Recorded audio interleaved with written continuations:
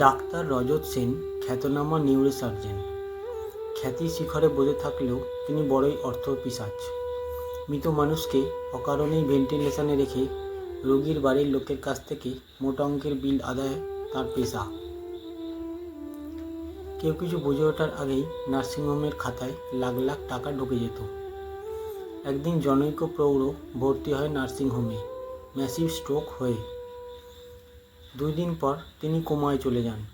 যথারীতি ভেন্টিলেশনে রাখা হয় তাকে। চিকিৎসায় সাড়া না দিয়ে তার ব্রেন ডেথ হয়ে যায়।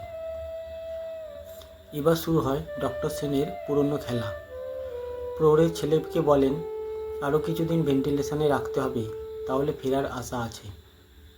কিন্তু সেই রাতে এক আশ্চর্য ঘটনা ঘটে। রাতের ডিউটিতে থাকা নার্স দেখতে পায় ভেন্টিলেশনের স্ক্রিনে রোগীর হার্টবিট থাকলেও গা থেকে বরফের মতো ঠান্ডা হাওয়া বেরোচ্ছে। হতচকিত নার্স ডক্টর সেনকে ডেকে আনে। তিনি রোগীর কাছে যেতেই অক্সিজেন মাস্কের ভেতর থেকে শ্বাসের আওয়াজের সাথে জড়ানো গলায় বলা কথা শুনতে পান। তুমি বলেছিলে আমি বেঁচে যাব, কিন্তু মরেও তো শান্তি পাচ্ছি না, আমায় মুক্তি দাও। চোখ কচলে ডক্টর সেন অক্সিজেন মাস্কটা ঠিক আছে নাকি পরীক্ষা করতে যেতেই আবার শুনতে পান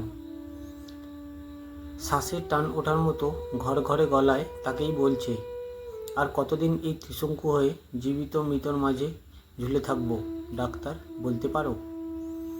আমার ছেলে তো তোমার চাহিদা মেটাতে মেটাতে সর্বশান্ত হয়ে যাবে। এবারে ডক্টর সেনের গা হাত পা কাঁপতে থাকে।